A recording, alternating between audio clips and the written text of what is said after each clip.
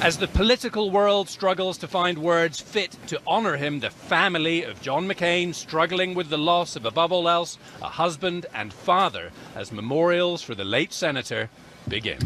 See our tears for our brother, our father, our husband, our fellow citizen, our senator. The tireless senator from Arizona lying in state at Arizona's state capitol on what would have been his 82nd birthday. McCain meticulously planned his own funeral services designed to send a message of bipartisanship even after his death. In an attempt to put petty partisanship aside, McCain asked his two former presidential rivals to eulogize him at his funeral.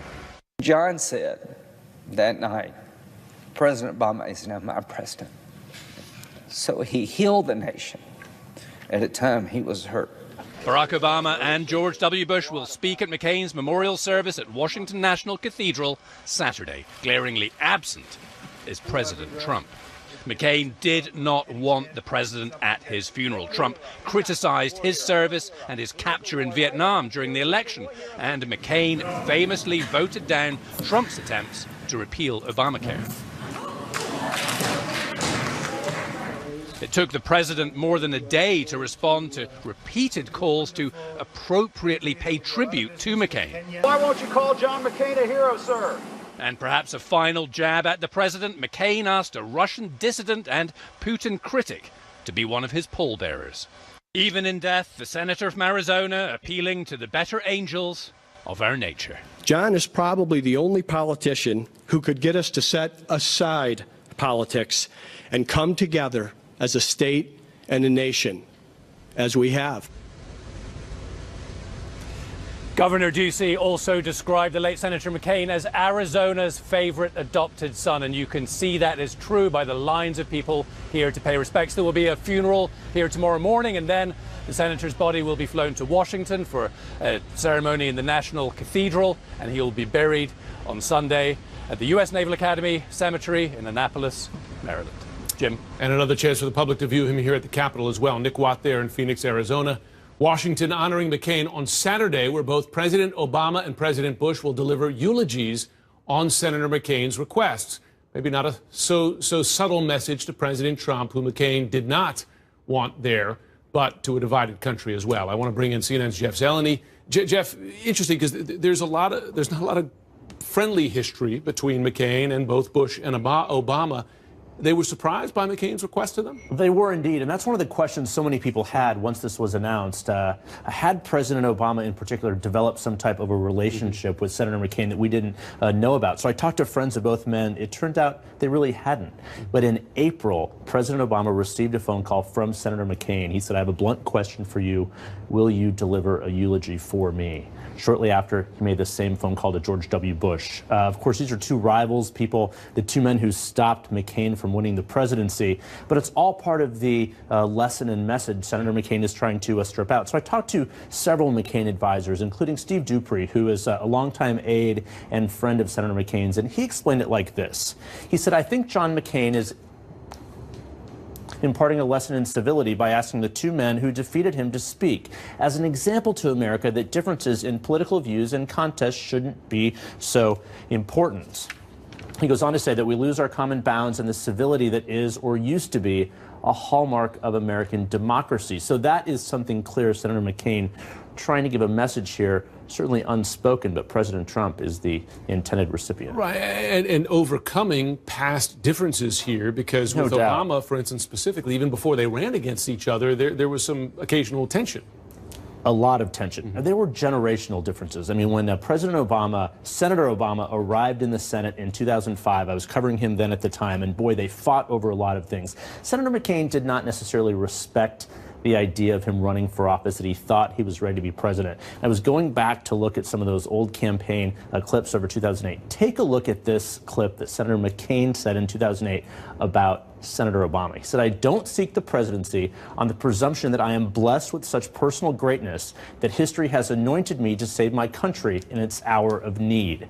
Searing, sarcastic, classic John McCain. Yet he wants President Obama to be delivering a eulogy for him. And it is a sense that he's trying to leave this, again, this final message, and also perhaps trying to rewrite a bit of history, what Senator McCain's own role was in what has now become this, rather cantankerous, loud Republican Party. No question. And just for everybody involved, right, a message that despite differences, you can overcome them. And here's my way of highlighting that point after death, sadly. Jeff Zeleny, thanks very much. Sure. He was reportedly... Today, President Trump is confirming in a tweet, of course, what's been whispered for weeks now, that White House counsel Don McGahn will be leaving this fall. The departure after an, at times, intense relationship with the president, and coming only weeks after the discovery that McGahn has cooperated extensively with Robert Mueller's special counsel investigation. CNN's Abby Phillips is at the White House. Abby, the president said he appreciates McGahn's service, but the history between the two of these men has frankly not been rosy. That's right, Jim. McGahn has been in this administration since the very beginning, but our sources tell us that for about a year now, they have not been especially close. And in that time, McGahn has also become a witness in the Mueller probe. But his departure, while it was expected at some point this year, it was not expected that President Trump would announce it over Twitter. That came as a surprise to many of McGahn's allies and even members of Congress. A top White House aide at the center of the Mueller probe, now on his way out. Don McGahn's a really good guy. Been with me for a long time. Privately before this, he represented me. He's been here now.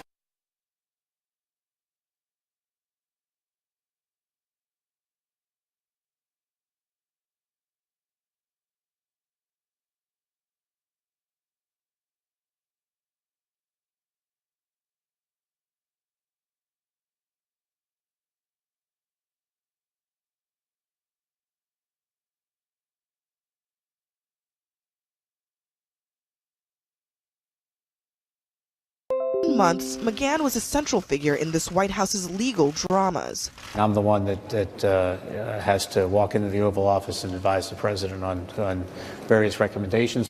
McGahn leading the effort to fill the federal bench with Trump-picked conservative nominees, spearheading the search for 2 Supreme Court picks, and navigating a slew of controversies. My counsel came, Don McGahn, White House counsel, and he told me, and I asked him, and he can speak very well for himself. He said he doesn't think anything is wrong. Trump enlisted McGahn in a failed effort to stop Attorney General Jeff Sessions from recusing himself from the Russia probe. And McGahn once refused Trump's order to direct the Justice Department to fire Mueller, according to a person familiar with the matter. These episodes catching the attention of the special counsel, who is investigating Russian meddling and possible obstruction of justice. You're aware of No, I don't have to be aware. We do everything straight. We do everything by the book. And Don is an excellent guy. Also surprised by McGahn's departure, Senate Republicans. Judiciary Committee Chairman Chuck Grassley, who worked with McGahn on judicial nominations, tweeting, "I hope it's not true." And Senate Majority Leader Mitch McConnell lamenting the sad news for our country. Now, the White House did not say who would be replacing Don McGahn upon his departure, but our sources have told us that Emmett Flood, who is a lawyer here in the White House who was brought in to deal with the Russia probe, is one of the top candidates. Now, Flood has an interesting background. He was a lawyer for former President Bill Clinton during his impeachment trials. He also dealt a little bit with Hillary Clinton's email investigation as a lawyer for her, but he is close to Don McGahn and is believed to be the likely successor in that role. Jim. Abby Phillip at the White House, thanks very much. Back with the panel now. So just a reminder, here's the president this afternoon praising McGahn in effusive terms. He's a good man, very good man. Don, excellent guy. Yeah, Don McGahn's a really good guy.